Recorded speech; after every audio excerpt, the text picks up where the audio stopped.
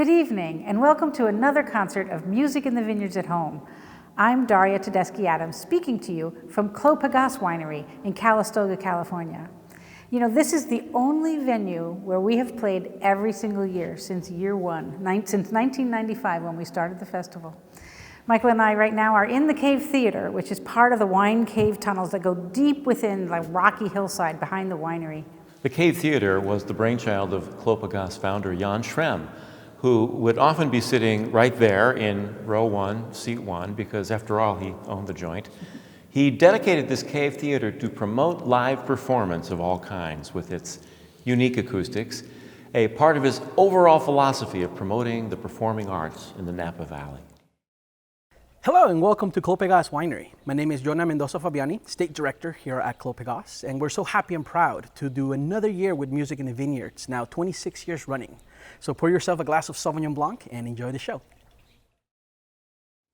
Tonight, Music in the Vineyards Festival was scheduled to play a live concert here, but instead, we'll begin our virtual concert with a visit from violinist Kristin Lee. She will not only perform an absolutely sizzling version of Ravel's Tzigane for violin and piano, but she'll also share with us her top 5 recordings of all time. Tzigane is the French word for the Roma gypsy people. Ravel's Tzigane for violin and piano tries to capture the essence of these legendary fiddlers of Roma descent, often from Hungary, who played on the streets and in the cafes of Paris. Those gypsy fiddlers, though, were nothing if not spontaneous, just masters of improvisation. So it's ironic that Ravel, who was called the Swiss watchmaker of composers by none other than Stravinsky, for that meticulous, deliberate care he took in arranging every note just so, wrote a piece to imitate the spontaneous improvisations of the gypsy violinists. Well, does he succeed? The notes are all there for sure, but capturing the right spirit is entirely up to the performers. Here's Kristin Lee and her roommate during quarantine, pianist Miki Aoki.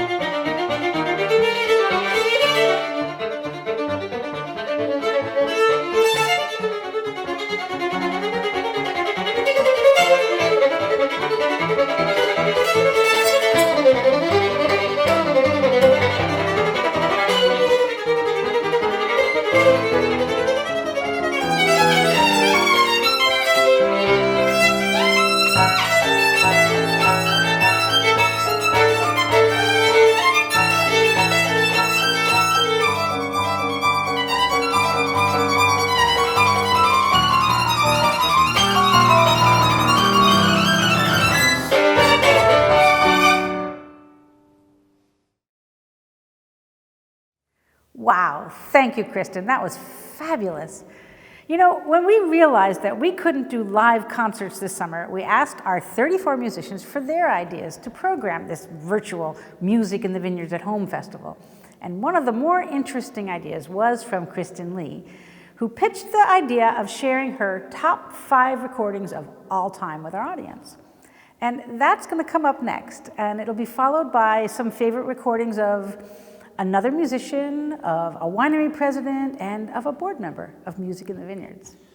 All musicians cherish certain old recordings that influenced us when we were young. They're the ones that helped define our musical values or deified our musical heroes. Kristin has now put down her violin, and she's going to expound on her favorite recordings. Hi everyone! Welcome to Kristin's top 5 favorite recordings of all time.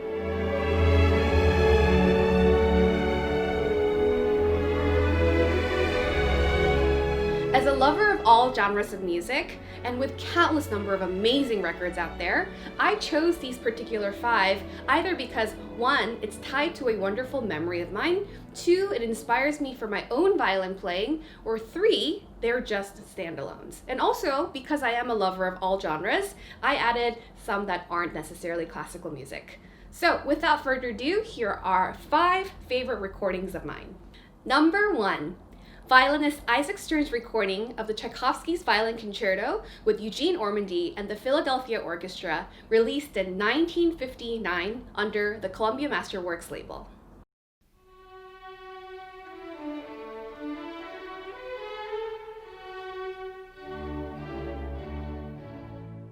So, when I was studying this piece at the Juilliard School as a student, I decided one day that I wanted to listen to as many recordings of the Tchaikovsky Violin Concerto as I can. When I got to this particular work, I don't know what it was, but after hours and hours of listening, for some reason, it gave me this boost of energy, and something about their interpretation that's so visceral and just so committed gave me this light and just inspiration that as a student, it was just like, it left such a mark in me that I will never forget that experience of getting exposed to this particular recording. Especially the last movement, the energy that they bring, it's just very, very relentless. It's quite a quick tempo for the interpretation of this piece. And the fact that they're so working as a unit with the orchestra and with the violinist, it's just something that I think is just so unique and extraordinary that I haven't been able to hear in any other recording. And I can tell you that because I listened to a lot of them.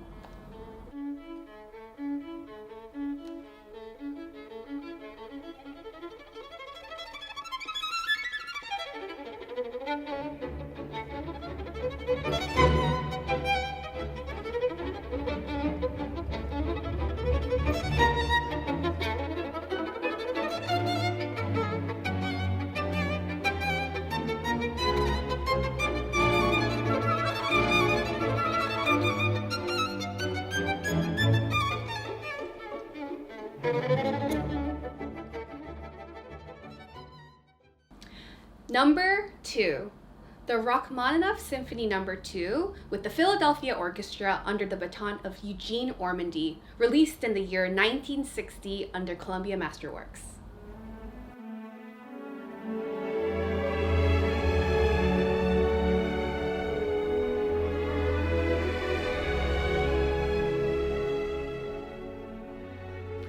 Okay, I know it's a lot to add 2 of the Philadelphia Orchestra with Maestro Eugene Ormandy into my top 5 list, but girl loves her Philly Orchestra string sound, so what can I say? I'm a huge fan. So, Eugene Ormandy, who has the record of being with one orchestra for the longest time, 44 years, was basically he's the one that created what we think of as the Philadelphia Orchestra string sound. And this particular piece, for me, really showcases that as much as possible.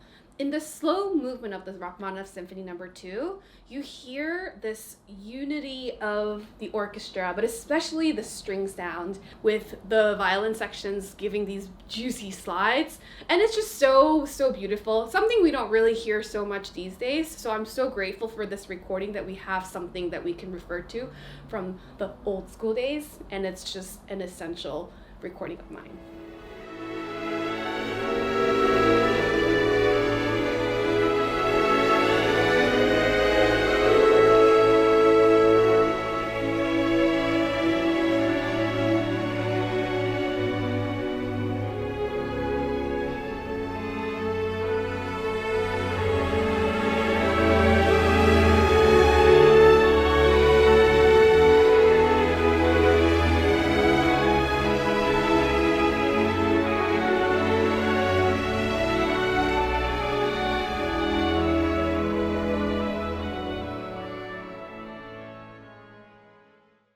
Number 3, Jacob Collier's album In My Room, released in 2016, and no label, just his own. Here we are, on earth together, it's you and I. For those of you who have never heard of this name, he's the unique one out of this list that's not classical musician. So Jacob Collier is considered as a contemporary jazz artist. It's really hard to really categorize him as a singer or instrumentalist because he literally sings and plays every single instrument that's out there. And in fact, he actually invented his own instrument as well. So he created this instrument called a harmonizer, which is an instrument that he invented where when he's singing, when he's playing this instrument while he's singing, it harmonizes himself and he can actually replicate the sound of his voice into the instrument so that it sounds like he's singing like a choir. It's very difficult to explain to words, so I'll let you hear it for yourself. It's the most amazing thing you'll ever hear. In love, you and I, you and I, you and I,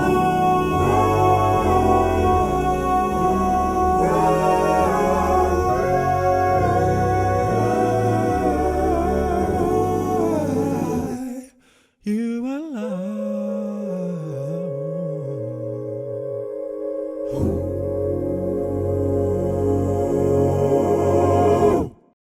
Number 4, Bach's Goldberg Variations with pianist Glenn Gould, first released in 1955 and then again in 1982, released under the label Columbia Masterworks and now cataloged with Sony Classical.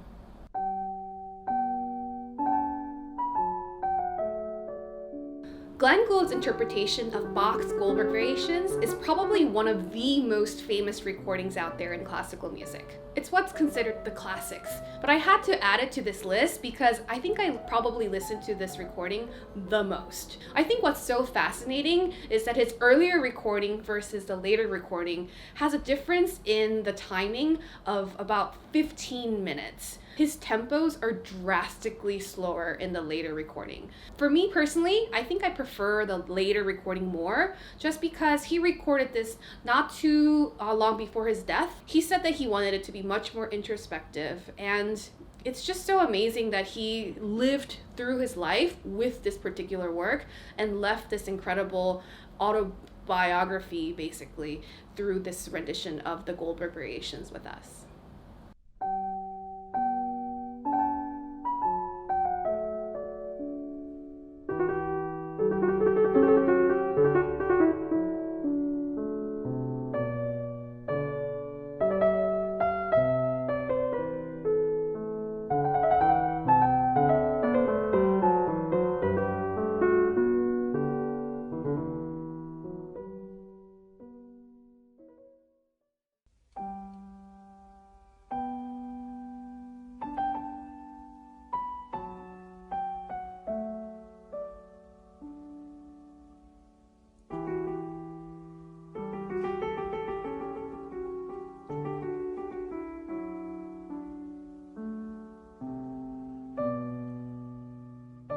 I probably listen to this recording the most because I absolutely love listening to this the first thing in the morning with my cup of coffee, and it's so meditative and just it really, really gives me the right balance of peace and also energy at the same time to start off the day. So if you haven't tried that out, I highly recommend it. And number 5, violinist Gideon Kramer and the Camerata Baltica's recording of 8 Seasons, released on None Such label in the year 2000.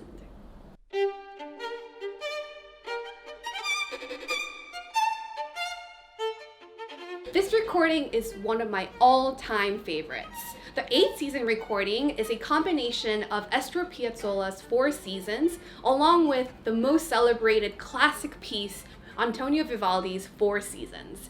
The way they actually combined the two, they didn't actually put one chunk of the piece side by side next to each other, but they actually meshed it up so that you hear one Piazzolla and then the Vivaldi, Piazzolla, Vivaldi. You get the point.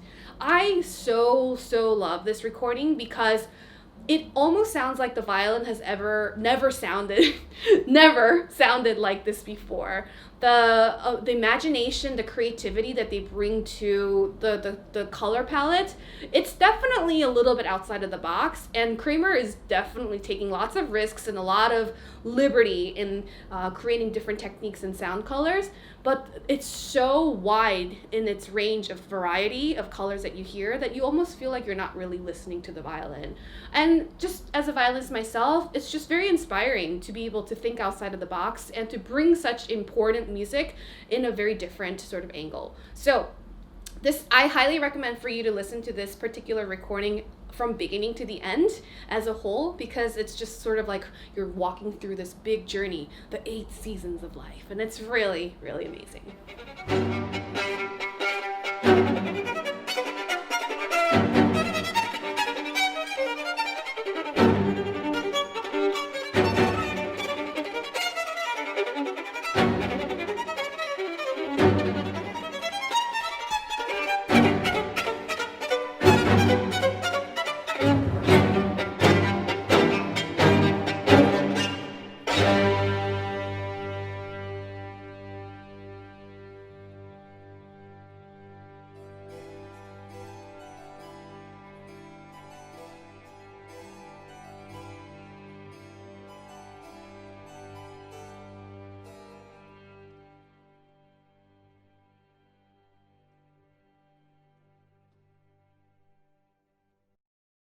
I hope you enjoyed listening to me share to you my favorite recordings of all time, and I hope you get a chance to check them out as well. Enjoy, and thanks for tuning in.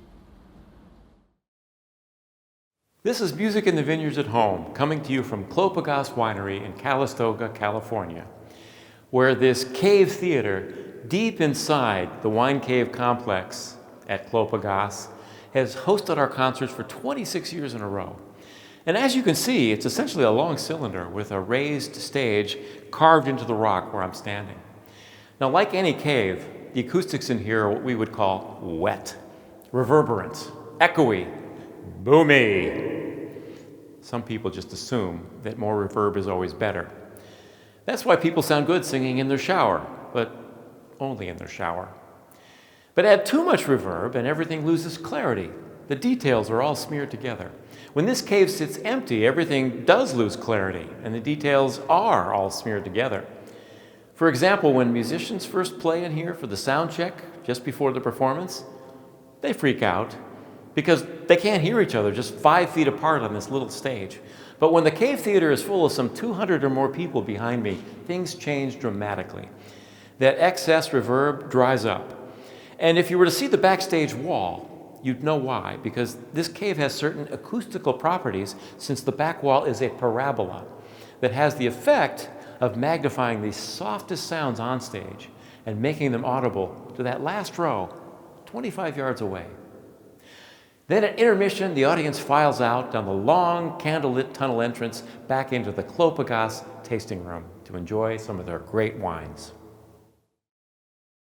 Today, we've selected 2 great wines while you enjoy your concerts. Our 2019 Mitsuko's Vineyard Sauvignon Blanc, grown in the Carneros area. This wine is very crisp, clean, and refreshing. Due to that we grow it in the southern part of the valley, the fruit retains a little bit of its acidity, giving you those really nice citrusy characteristics. We also have our 2017 Napa Valley Cabernet Sauvignon. This one is from our Tenma Vineyard here in Calistoga. It's 100% Cabernet Sauvignon, and it's got some really nice fruit notes, a lot of depth, great structure. We're open, and we'd love to see you. Currently, we're open Thursdays through Mondays from 10 to 5, by appointment only, being able to host groups of 6 or less. We're also offering a 15% discount on our Sauvignon Blanc and our Cabernet Sauvignon using the code MITV. We look forward to seeing you next year here at Clos Pegase. Cheers. Tonight's concert sponsors are Priscilla and Keith Gieslin, who we want to thank for their loyal support over many years. For about a dozen years now, Music in the Vineyards has been lucky to have an affiliation with one of the country's prestigious young artist competitions, the Irving M. Klein International String Competition, which is held annually in San Francisco. The winner's prize includes an appearance with us. They come and spend a week in residence here in the Napa Valley with all of our musicians, and they work as an equal among the pros. Last year, the Klein winner was cellist James Baik.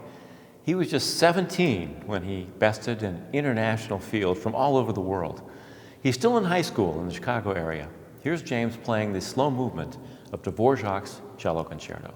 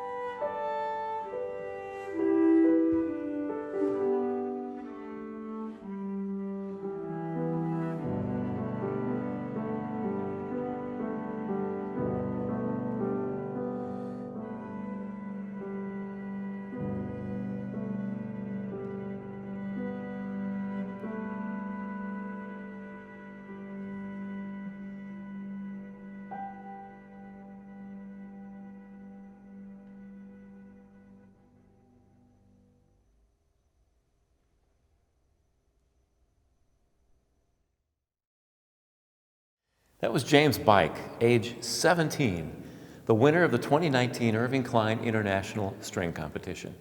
Next summer, you'll hear the 2020 winner of the Klein, 19-year-old Canadian violinist Gabrielle Desprez. I mentioned earlier that we would be hearing about the favorite recordings of another musician, of a winery president, and of a board member. Well, actually, that describes one person. Violet Grgich is the president of Grgich Hills Winery. She serves on the Music in the Vineyards board, and she plays the harpsichord professionally. She'll even admit to playing the accordion. Here's Violet. Hello, everybody. My name is Violet Grgich. I'm with Grgich Hills Estate. I'm president. I also happen to be a board member of Music in the Vineyards. And I also happen to be a musician, playing both harpsichord and accordion and a few other things as well. So I've been greatly honored to become a part of Music in the Vineyards. Music is something that has been so special throughout my life. It's one of those things I cannot imagine living without, and always had that passion, always wanted to pursue it, but also had a passion for wine, and I'm very lucky that I've been able to combine that.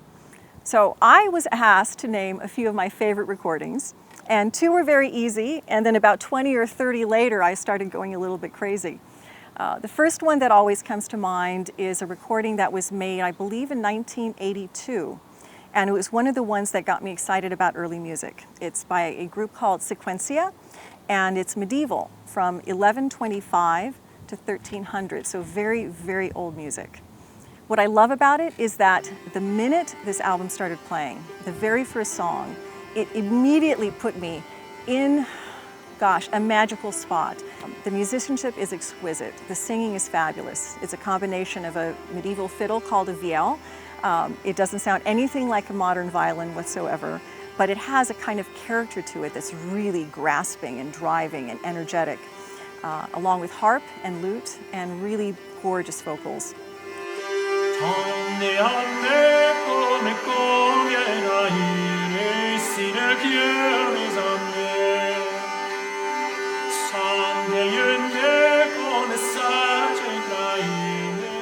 So there's many pieces on this album that I love so much, and they're all completely different from one another. So whenever I think if I were to be stranded on a desert island, this would be the one that I would pick. Now, it's very difficult also to shorten the list, but I have to have some later music. Monteverdi is one of my favorite composers, and I love just about everything that he wrote. But this particular album, when I heard it, from the very first note, a combination of chorus plus small ensemble, and it's religious music, Confitemur Domini. And literally the wash of sound that you get is like you're in an immense cathedral, which is literally every single rock is immersed in sound. It's pouring out this amazing wash of sound. And then the soprano just sort of flies into the air like this great dove singing.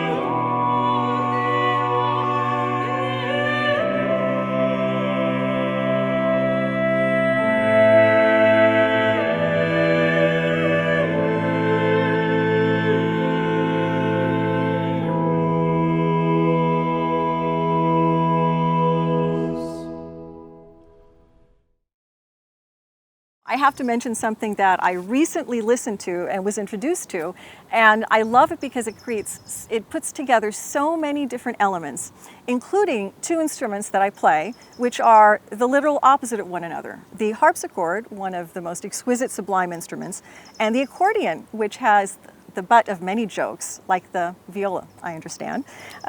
So this is a modern group, they're a French group, and they combine accordion, harpsichord, heavy metal drums, a screamer, and they do it in such a way that is so completely natural. All these disparate genres work together, and they're so tight and so interesting. Even our son, who was 14 when he heard it, and he's a great lover of Beethoven and Mozart, as well as a number of and Chopin, said, "Mama, this is the most amazing musical experience I've ever had." So for something totally different and modern, I would highly recommend it. The Screamer is great.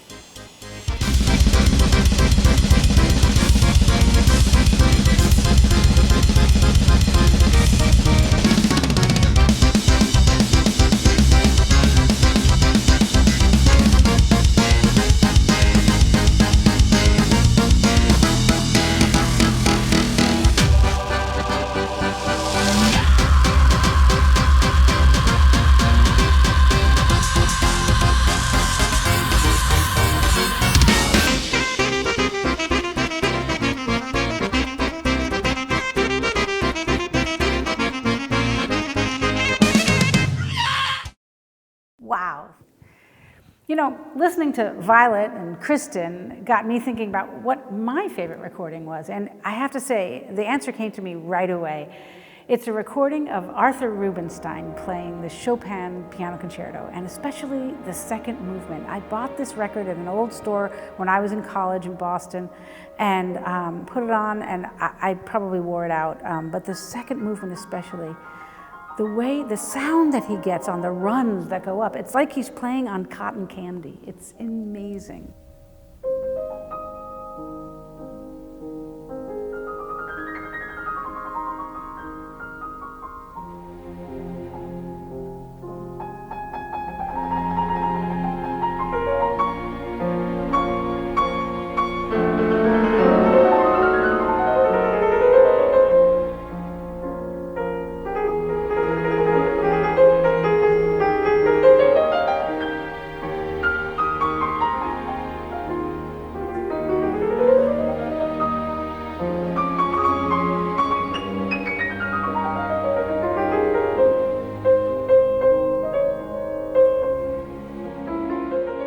I see what you mean in that recording. He just makes an incredible sound at the keyboard.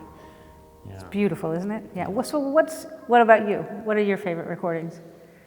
Well, I guess if I had to pick, my most influential classical recording, without a question, would have to be the Brahms Violin Concerto, as recorded by Itzhak Perlman in his prime back in the 70s. Yep. And I discovered this recording only after hearing him play it live 4 nights in a row when he came to town to play with the Rochester Philharmonic.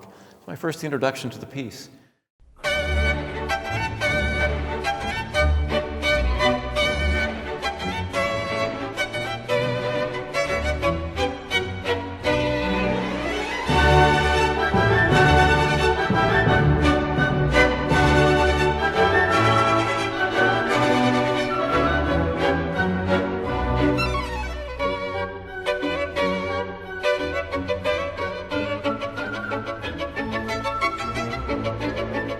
That is available on a CD now, if you want to check it out. But you know what? I guess if I had to really pick another one, we run a chamber music festival, and we're all about the art of collaboration and chamber music and supporting and listening. And I have to pick a group that embodies that to a T. It's a group called Flim and the BBs.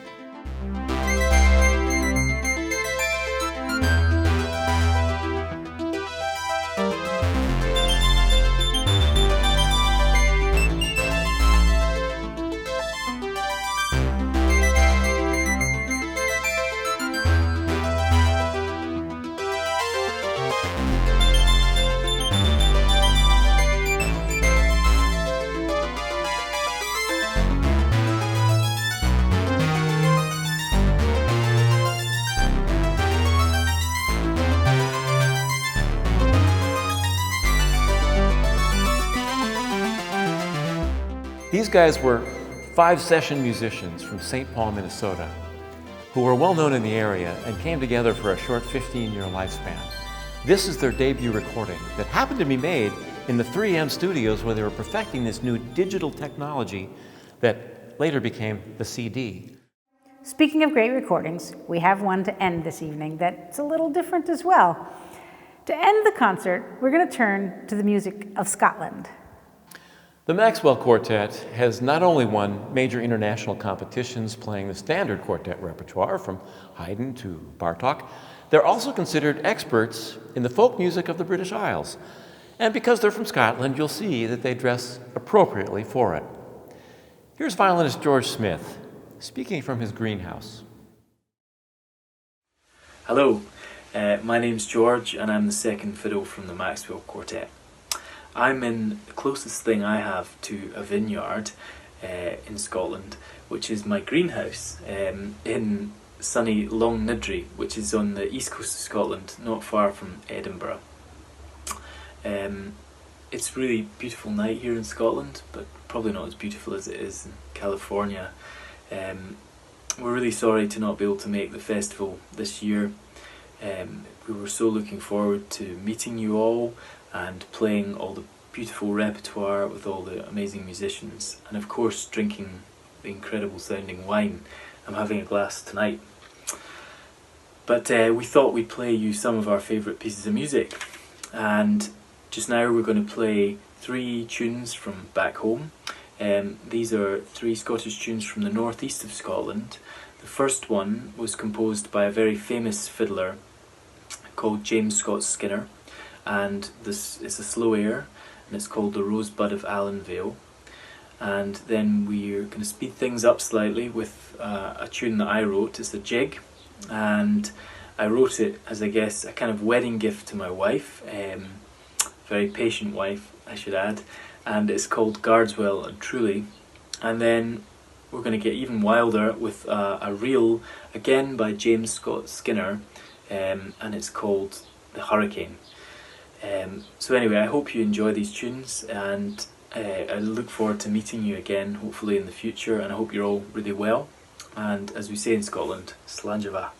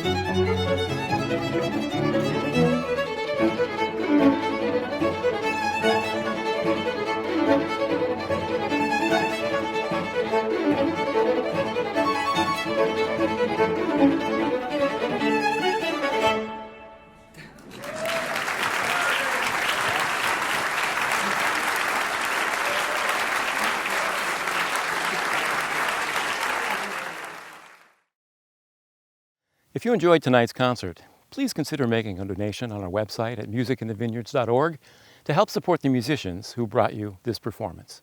This production was made possible by many indispensable members of our team, especially our incredible executive director, Evie Ayers, whose job description actually reads Miracle Worker. Anna Legan is our production coordinator and fundraising and events manager. Crystal Rothwell is our office manager. Chase DeShane is our sound guy, IT wizard, and stage manager. Natasha Biasel is our PR and marketing guru. Kristen Troop of Combustion Creative does our graphics and layout. And Susan Andrews, for the last 26 years, has been our stalwart volunteer coordinator. And finally, we are indebted to our board of directors whose vision and financial support are at the core of our success. We want to thank board president Deborah Tonella for her inspiring leadership during these unprecedented times. Check out our website for a complete listing of concerts for Music in the Vineyards at home. And a reminder that all of them can be seen again until the end of the month. Good night.